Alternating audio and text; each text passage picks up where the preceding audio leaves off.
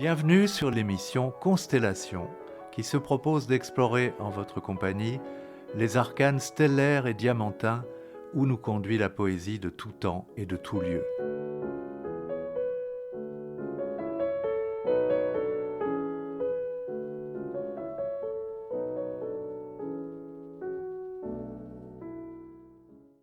Bonjour, vous êtes bien en direct à l'écoute de l'émission Constellation. Une première émission consacrée au poète Rainer Maria Rilke l'avait trop peu souligné, voire même pas du tout. Il faut des fils d'Ariane pour pénétrer cet univers poétique particulièrement envoûtant et particulièrement complexe, surtout lorsque l'on aborde les deux grands ensembles que constituent les sonnets à Orphée et les élégies de Douino. Un premier fil d'Ariane est à saisir à l'aide d'un fragment des souvenirs de la princesse Marie de la Tour et Taxis, au château de laquelle naquit le projet des élégies. Ce château fortifié de Douino qui surplombe le golfe de Trieste en mer Adriatique. Le poète, écrit-elle, tracassé par la réponse à donner à une lettre d'affaires, était descendu sur les bastions du château par un sentier dominant la mer d'une 60aine de mètres, la mer écumante qui étincelait au grand soleil sous un vent violent. Soudain, au milieu de ses pensées, il lui sembla entendre dans la tempête une voix qui disait « Qui donc, si je criais, parmi les cohortes des anges, m'entendrait ?» Rilke aurait alors noté sur son calepin ces mots, les premiers de ce qui allait être la première élégie, ainsi que quelques vers venus spontanément. Il savait que le Dieu avait parlé. Et le soir même, la première élégie était écrite. Ce devait être entre le 12 et le 16 janvier 1912. Un second fil d'Ariane conduit à une lettre de la correspondance entretenue entre Rilke et Lou Andreas Salomé, cette femme de lettres germano-russe à la si vibrante personnalité, muse de Nietzsche et de Paul Rée, et ensuite amante, puis indéfectible amie de Rilke. Voici ce que Rilke lui écrit en 1911. « Personne mieux que toi, cher Lou, ne peut faire la distinction et déterminer si et jusqu'à quel point Malteux me ressemble.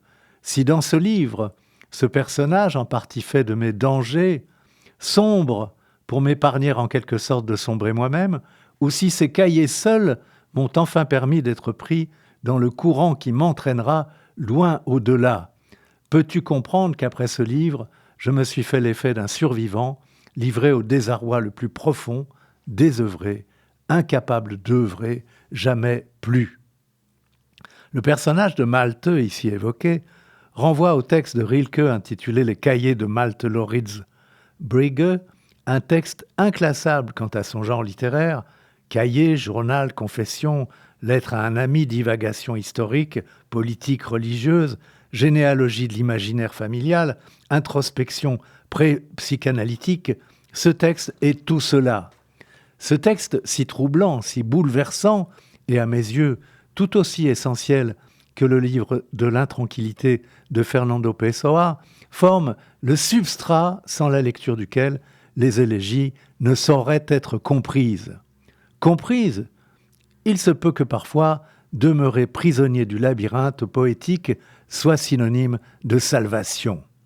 Car un autre fil d'Ariane, et en somme, il y en a autant que dans la plus dessinée des toiles arachnéennes, et ce ne sera donc pas le dernier possible, un autre fil est apporté par le philosophe Martin Heidegger dans un court essai intitulé « Pourquoi des poètes ?», premier fragment d'un vers d'une élégie de Hölderlin, « Pourquoi des poètes en temps de détresse ?»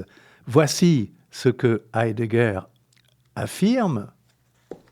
Pour une interprétation globale des élégies et des sonnets, nous sommes non seulement non préparés, mais encore non qualifiés. Et cela parce que la région de déploiement d'un dialogue entre la poésie et la pensée ne peut être éclairée, atteinte et pensée, qu'à une allure lente et patiente. Qui voudrait, de nos jours, prétendre séjourner familièrement aussi bien dans la nature véritable de la poésie que dans celle de la pensée, et être en outre assez fort pour faire entrer l'essence intime des deux en l'extrême discorde, pour fonder ainsi la concorde de leur accord. En somme, les deux apostrophes se conjuguent et se font écho. L'apostrophe « Pourquoi des poètes en temps de détresse ?» et puis l'apostrophe que je citais tout à l'heure, le premier vers de la première élégie, qui donc, si je criais, parmi les cohortes des anges, m'entendrait. Enfin, avant de lire l'une des deux élégies, la 9e, je voudrais citer 2 autres extraits de lettres écrites par Rilke et qui pourront fournir des pistes aux lecteurs curieux d'arpenter le maquis des élégies et leur brouillon, puisque leur saisie ne se peut sans les correspondances, les ramifications, les thématiques que chacune d'elles entretient avec toutes les autres, comme en un flamboyant arbre de Jessé. Je cite le premier extrait d'une lettre écrite par Rilke. Souvent, je vous ai déjà laissé entendre qu'une seule ambition dominait de plus en plus mon travail et ma vie, corriger partout les vieux refoulements qui nous ont dérobé et aliéné peu à peu les secrets dont nous pourrions vivre dans une plénitude sans fin. Le terrible a effrayé, épouvanté les hommes, mais n'y a-t-il rien de doux ou d'admirable qui ne porte par moments ce masque-là du terrible ? La vie même, et nous ne connaissons rien qu'elle, n'est-elle pas terrible ? Celui qui n'adhère pas, qui n'applaudit pas une fois de la façon la plus résolue à ce que la vie a de terrible, n'entrera jamais en possession des indicibles pleins pouvoirs de notre existence, il restera en marge, il n'aura été au jour décisif ni un vivant, ni un mort. Manifester l'identité du terrible et du radieux, de ces deux visages d'une même tête divine, de cet unique visage qui ne se divise que selon la distance ou les dispositions de qui le regarde, telle est l'idée, tel est le sens essentiel de mes 2 livres, dont l'un, les sonnets à Orphée, est déjà entre vos bienveillantes mains. Et puis, cet autre extrait d'une autre lettre. Notre tâche est d'imprimer en nous cette terre provisoire et caduque si profondément, si douloureusement et si passionnément que son essence ressuscite invisible en nous. Nous sommes les abeilles de l'invisible, nous butinons éperdument le miel du visible pour l'accumuler dans la grande ruche d'or de l'invisible. L'ange des élégies est la créature chez qui la transformation du visible en invisible, à quoi nous nous employons, apparaît déjà accomplie. Pour l'ange des élégies, toutes les tours, tous les palais passés sont existants parce que depuis longtemps invisibles, et les tours et les ponts encore debout dans notre existence déjà invisible, bien qu'encore pour nous matériellement présents. L'ange des élégies est le garant du plus haut degré de réalité de l'invisible, de là qu'il est terrible pour nous, qui restons encore attachés au visible que nous aimons et transformons. Tous les mondes de l'univers s'abîment dans l'invisible, qui est pour eux le degré de réalité suivant, plus profond. Nous sommes, il faut le souligner encore une fois, nous sommes nous, ces transformateurs de la Terre. Toute notre existence, les vols et les chutes de notre amour, tout nous qualifie pour cette tâche, à côté de laquelle il n'en est aucune, essentiellement, qui tienne. Et je vais lire à présent, dans la traduction française de François-René Dely, la 9e élégie dans son entier. Pourquoi s'il est permis que nous vivions notre délai de vie comme laurier, à peine un peu plus foncé que tout autre vert, avec, au bord des feuilles, ces vaguelettes, comme un sourire du vent. Pourquoi faut-il être homme et, fuyant le destin, y aspirer si fort? Parce que le bonheur existe. Hâtif, profit d'une perte prochaine? Oh non, ni par curiosité, ni afin d'exercer le cœur. Il y aurait cela aussi dans le laurier. Mais parce qu'être ici, c'est beaucoup, et qu'ici, tout, semble-t-il, a besoin de nous, ces choses éphémères qui, étrangement, nous appellent. Nous, les plus éphémères. Une fois chaque chose, rien qu'une fois. Une fois et c'est tout. Et nous aussi, rien qu'une fois. Et jamais plus. Mais une fois, quand ce ne serait qu'une fois, avoir été cela, de cette terre, voilà qui semble irrévocable. Ainsi, nous nous pressons, nous voulons l'accomplir, ce destin, le tenir dans nos mains simples, dans le regard qui déborde, et notre cœur s'envoie, le devenir. Mais pour en faire don à qui? Plutôt tout garder à jamais? Hélas, dans l'autre monde, qu'emporte-t-on? Pas l'art de regarder, si lentement acquis ici, ni rien de ce qui s'est passé. Rien. Les souffrances donc? Et avant tout, la pesanteur et la longue expérience de l'amour, de l'indicible donc, et rien d'autre. Mais plus tard parmi les astres, à quoi bon? Ne sont-ils pas mieux tels, indicibles? Car, lorsqu'il s'en revient des flancs de la montagne vers la vallée, ce que le voyageur rapporte, ce n'est pas, pour tous ineffable, une poignée de terre, mais un mot gagné, un mot pur, la jaune et bleue gentiane. Ici, peut-être sommes-nous pour dire maison, fontaine, pont, portail, cruche, fenêtre, verger, au plus colonne, tour. Mais pour les dire s'entend, comme jamais les choses elles-mêmes n'ont pu croire exister. Ô terre qui te tais, n'est-ce pas ton secret désir, quand tu les presses, que tout chez les amants émus tremble de joie?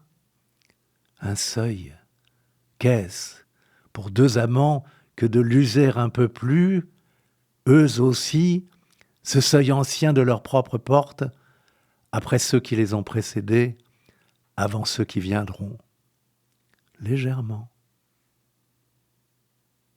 C'est ici le temps du disciple et son pays. Parle et proclame, car les choses qu'on peut vivre, plus que jamais déclinent et s'effacent, tant ce qui les expulse et prend leur place n'est qu'un fer sans image et sous des carapaces, promptes à éclater, dès qu'au-dedans ce fer commence à croître et se cherche d'autres limites. Entre les marteaux, notre cœur résiste, comme entre les dents, la langue, qui malgré cela reste capable de louange. Chante ce monde à l'ange, non l'ineffable, car à lui, tu ne peux te vanter d'avoir reçu le choc de la splendeur. Dans l'univers où il ressent plus fortement que toi, tu es novice, Aussi, montre-lui, façonné par les générations, l'objet simple et qui vit comme un autre, à portée de la main et dans le regard.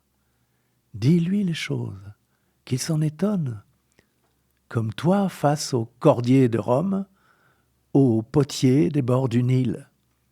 Montre-lui, comme peut être heureuse une chose, innocente et nôtre, où même la douleur plaintive se résoudre à prendre forme et devenir chose qui sert ou meurt pour être chose, et au-delà échappe bienheureuse au violon. Car ces choses qui vivent de périr comprennent que tu les chantes. Périssables, s'en remettent à nous pour les sauver, nous qui passons plus vite encore, et pour les transformer dans le secret de notre cœur en, oh, infiniment, en nous, qui que nous soyons à la fin. Terre, c'est bien cela que tu veux. Invisible renaître en nous, est-ce pas là ton rêve, être invisible un jour? Terre, invisible, et la métamorphose, ta mission la plus pressante? Terre chérie, oui, je le veux. Il n'est plus, oh, crois-moi, besoin de tes printemps pour me gagner à toi. L'un d'eux, un seul hélas, est déjà de trop pour mon sang. Comment dire? J'ai du plus loin pris ton parti, car tu as toujours eu raison, et ton idée sacrée est la mort familière. Tu vois, je vis, de quoi ni l'enfance ni l'avenir ne s'amoindrissent, une surabondance d'être explose dans mon cœur. Je vais vous faire entendre à présent le début du texte dans la langue originelle. Warum, wenn es angeht? Also die Frist des Daseins hinzubringen, als Lorbeer, ein wenig dunkler als alles andere Grün, mit kleinen Wellen an jedem Blattrand, wie eines Windes lächeln. Warum dann Menschliches müssen und, Schicksal vermeidend, sich sehnen nach Schicksal? Oh, nicht, weil Glück ist, dieser voreilige Vorteil des nahen Verlusts, nicht aus Neugier oder zur Übung des Herzens, das auch im Lorbeer wäre, aber weil Hiersein viel ist und weil uns scheinbar alles das hiesige braucht, dieses Schwindende, das seltsam uns angeht, uns, die Schwindendsten. Einmal jedes, nur einmal und nicht mehr. Und wir auch, einmal, nie wieder. Aber dieses einmal gewesen zu sein, wenn auch nur einmal, irdisch gewesen zu sein, scheint unwiderrufbar. Und so drängen wir uns und wollen es leisten, wollen's enthalten in unseren einfachen Händen, im überfüllteren Blick und im sprachlosen Herzen. Wollen es werden. Wem es geben? Am liebsten alles behalten für immer. Ach, in den anderen Bezug, wer? Was nimmt man hinüber? Nicht das Anschauen, das hier langsam erlernte, und kein hier Ereignetes, keins. Also die Schmerzen, also vor allem das Schwersein, also der Liebe lange Erfahrung, also lauter Unsägliches. Aber später, unter den Sternen, was soll's? Die sind besser unsäglich. Bringt doch der Wanderer auch vom Hange des Bergrands nicht eine Handvoll Erde ins Tal, die allen Unsägliche, sondern ein erworbenes Wort, reines, den gelben und blauen Enzian. Sind wir vielleicht hier, um zu sagen, Haus, Brücke, Brunnen, Tor, Krug, Obstbaum, Fenster, höchstens Säule, Turm. Aber zu sagen, versteh's. Et je voudrais lire le long début de la première élégie. Qui donc, si je criais, parmi les cohortes des anges, m'entendrait, à supposer même que l'un d'eux me serre soudain sur son cœur, je périrais brisé par son existence plus forte. Car le beau n'est que le premier degré du terrible, à peine encore supportable. Et si nous l'admirons tant, c'est qu'impassible, il dédaigne de nous détruire. Oui, tout ange est terrible. Aussi, je me contiens et refoule l'appel d'un noir sanglot. Chez qui pourrions-nous donc, hélas, chercher secours? Chez les anges? Chez les humains? Non pas. Et les bêtes voient bien dans leur sagesse que nous ne nous sentons guère assurés d'être chez nous dans ce monde bien défini. Il nous reste peut-être, sur quelques pentes, un arbre à revoir chaque jour. Il nous reste la rue d'hier, l'attachement douillet à quelque habitude qui se plaisait chez nous, ne changea pas et prit racine. Oh, et la nuit, quand le vent plein des espaces du monde nous ronge le visage, à qui resterait-elle pas tant désirée, tendrement décevante, épreuve pour le cœur solitaire?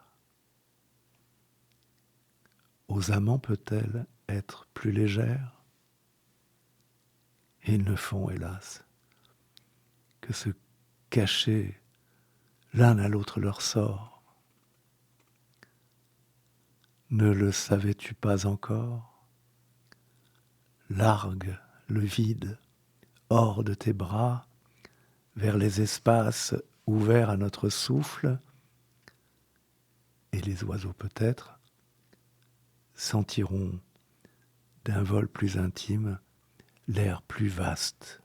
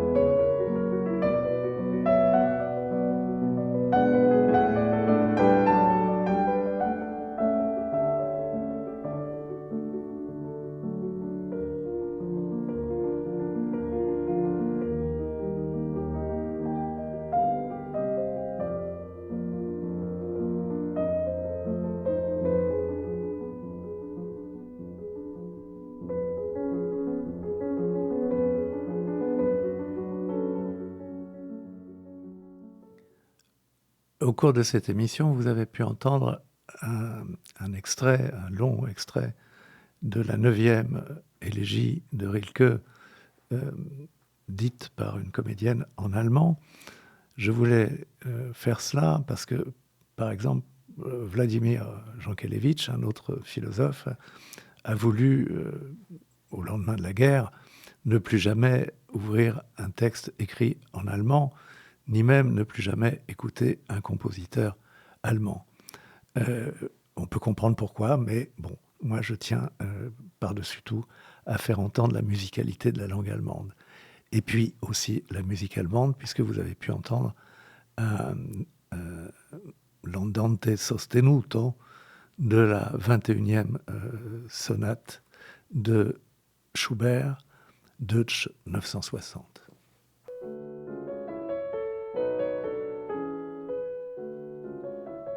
Cette émission hebdomadaire est diffusée en direct les mardis de 10h à 10h30 et rediffusée les vendredis de 13h30 à 14h. Vous pouvez aussi la réécouter en podcast, comme toutes les autres émissions des RLP.